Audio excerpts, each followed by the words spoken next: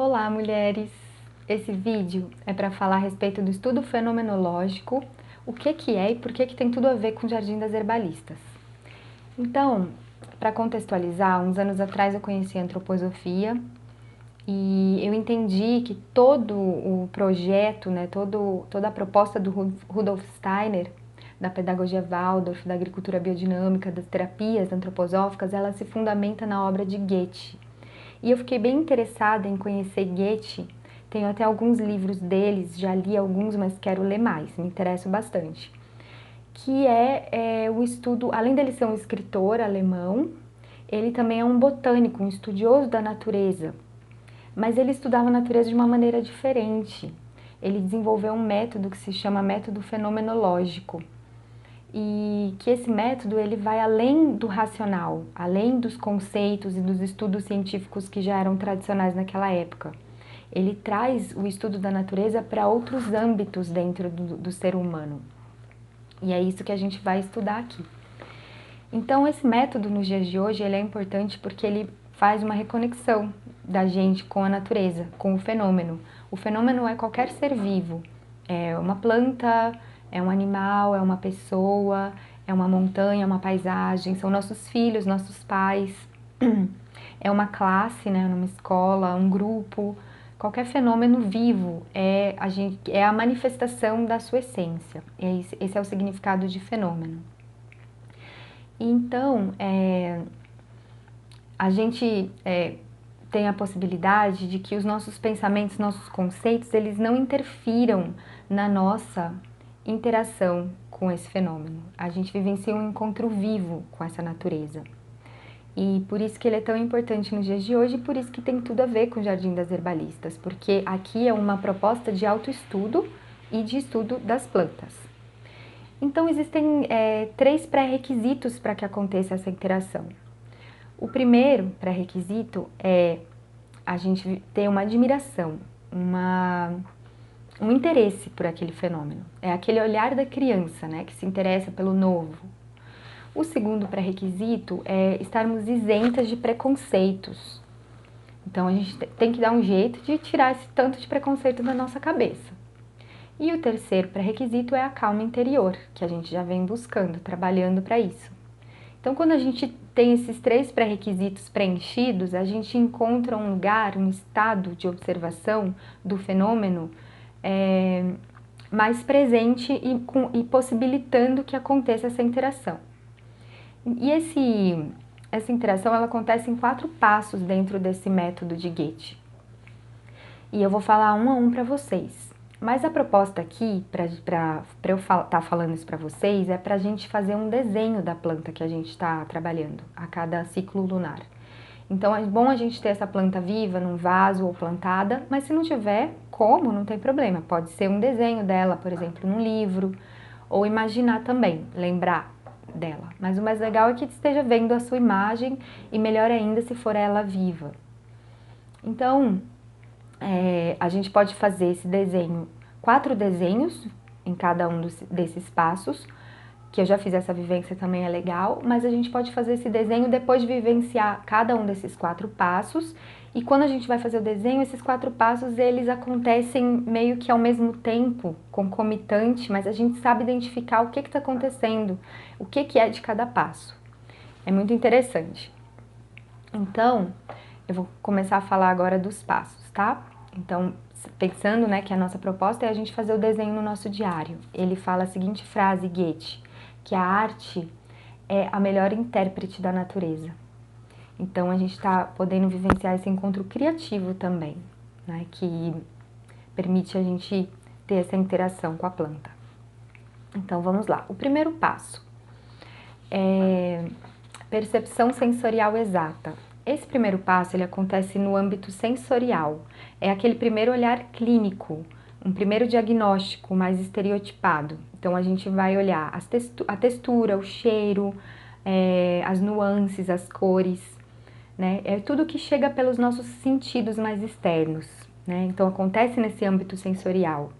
A gente vai imaginar, olhar as raízes, olhar como que estão, qual é o caminho do caule, se ele se divide ou se ele é reto, como que são as folhas, se elas nascem uma para o lado da outra, se elas nascem uma aqui, o caule sobe, nasce outra aqui, alternadas, como que são as sépalas e as pétalas, quais as suas cores, texturas, quais os seus formatos. Então a gente vai fazer esse olhar clínico, que é além do olhar, né, trabalha com todos os nossos sentidos. O Goethe chama isso de experiência pura e acontece nesse presente, no aqui e agora. O segundo passo, o primeiro passo ele se chama passo raiz ou passo terra.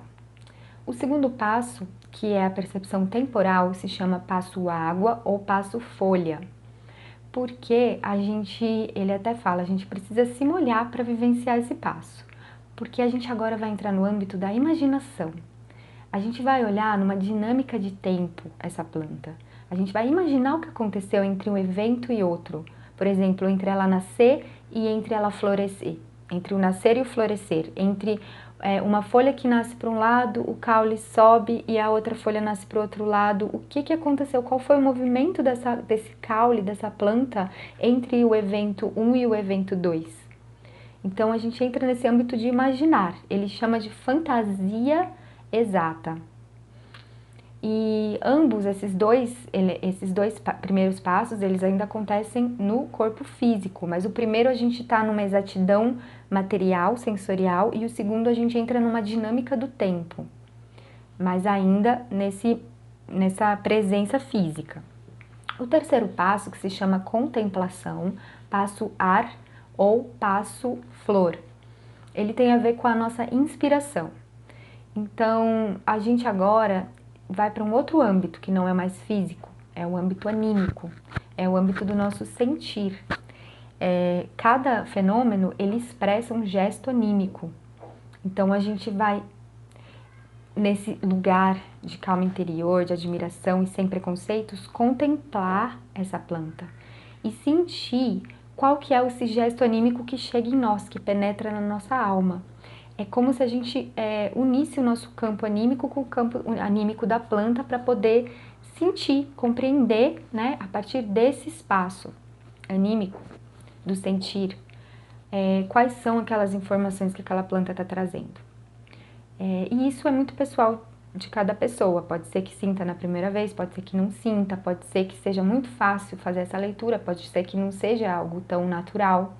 Mas não tem problema, é sempre um treino para a gente fazer. A gente não precisa se cobrar se não conseguir sentir nada. Mesmo porque a gente vive num tempo, que na verdade já dura muito tempo, que o intelecto é muito mais importante que o sentir. Então nós não fomos ensinadas a perceber o nosso sentir. Algumas pessoas desse grupo, que eu sei que já trabalham com autoconhecimento, terapias e vivenciam isso, têm uma percepção melhor do âmbito do sentir. Mas não é algo que nós fomos ensinadas a perceber, né, o nosso sentir. Também é importante dizer que no primeiro passo, que é o passo sensorial, a gente está só observando as nossas sensações. Nesse terceiro passo, já chega também alguns conceitos que nós temos, mas não preconceitos, alguns conceitos, né, que é uma organização dos pensamentos, né, os nomes que a gente tem ali definidos para nomear as coisas que a gente vê. Então, nesse campo anímico da contemplação, nesse terceiro passo, a gente também já consegue identificar os conceitos. Então, a gente chama a sensação mais os conceitos de percepção. Então, aqui a gente tem uma percepção daquela planta. E também é interessante porque o elemento ar, ele é o elemento associado a esse passo, é um elemento que a gente não vê, né? A gente não vê o ar, a gente vê o ar se manifestando. E é muito interessante porque quando a gente tem uma predisposição para olhar o ar, para contemplar, né? A gente para na nossa janela e vê como que a gente vê o ar, entre aspas. A gente sente, na verdade, aquele calor, aquele frio que chega na janela. A gente sente a brisa que balança o cabelo. A gente vê as árvores sendo balançadas pela árvore, pelo vento. Então, é nesses momentos que a gente percebe o ar, né? A nossa percepção do ar é essa, porque a gente vê ele se manifestando. E então, é exatamente o que a gente precisa nesse espaço tanto para ver o ar é contemplar, é admirar, é estar predisposto para poder se integrar, para poder vivenciar. E aqui também, para a gente contemplar, para a gente sentir, é isso, é preciso calma, é preciso isenção de preconceitos e é preciso admirar e ter interesse. Tranquilo, a calma é super importante nesse momento. E aí cada uma de nós vai desenvolver a própria maneira de interagir com a planta, né, que pode ser ao longo do nosso dia, pode ser num momento, numa meditação específica, né, pode ser um dia para cada um desses passos, para a gente poder ir sentindo e percebendo aos poucos, né? Então isso é bem livre, inclusive é uma coisa que a gente pode também trocar, como é que a gente tem feito, que é bem interessante. Então a gente chega esse terceiro passo, ele chama de diagnóstico. E aí a gente chega uma coisa importante também, lembrar do ar. Sabe quando a gente chega num lugar e sente o ar, sente a atmosfera do lugar e fala, nossa, lá não tava uma atmosfera muito boa. Ou, nossa, lá tava super alto astral, super legal, tava um ar muito bom. Então é esse ar, essa atmosfera que a gente está captando, é esse gesto anímico que a gente está captando da planta. Qual que é o ar da planta? Né? Qual que é esse gesto anímico dela, que chega na nossa alma? E então o quarto passo, ele se chama intuição e ele está associado ao âmbito do pensar. Ele também é chamado de passo fogo e passo fruto.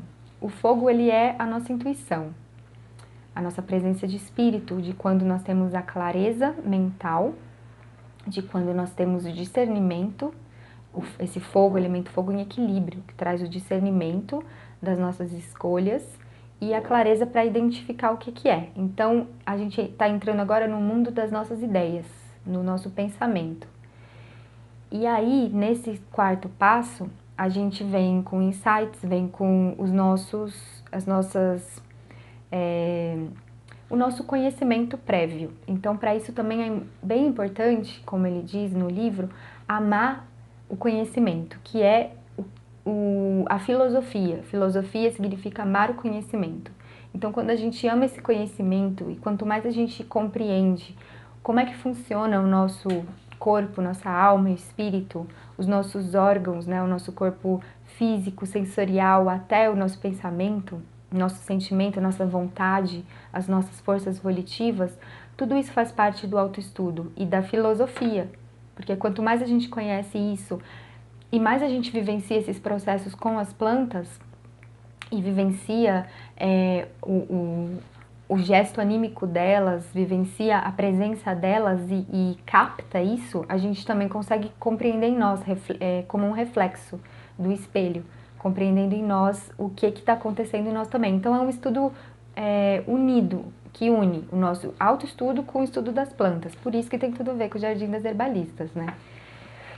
Então, esse quarto passo também, ele vem e integra com o primeiro passo, com todos os outros passos, porque a partir do primeiro que a gente vem dessa natureza sensorial, que vem de fora para dentro, chega pelos nossos sentidos. E o nosso pensamento, nossa natureza do mundo das ideias, que vem de dentro para fora. Então a gente une esses dois saberes nesse processo metodológico, né, da fenomenologia. E a gente está, além de unir os nossos campos anímicos, né, para perceber, para compreender, a gente está fazendo essa integração dessas nossas naturezas. Então, sempre fazendo parte do autoestudo. E essa parte, esse terceiro passo e o quarto passo, eles também podem ser registrados no desenho de alguma maneira artística e criativa, aqui que entra a criatividade, né? Porque no primeiro a gente estava mais copiando, no segundo a gente já entra na imaginação e agora a gente entra na criatividade no terceiro e no quarto, porque aí a gente vai traduzir o que a gente sentiu, né? Esse gesto anímico que a gente sentiu no desenho. E aí entra a nossa criatividade e liberdade de expressão. Isso que eu acho bem bonito também. Por isso que cada desenho fica de um jeito e fica incrível. E vocês podem fazer de lápis, de canetinha, de aquarela, de giz de cera, o que vocês tiverem mais familiaridade. É livre mesmo para criar. Então, é um estudo bem contínuo, né? E a gente vai ter outros momentos para falar sobre ele. Então, era esse resumo que eu estava querendo falar para vocês. Espero que vocês gostem. E quem tiver interesse também pode ler o livro que explica bem, direitinho. E é isso, um grande abraço.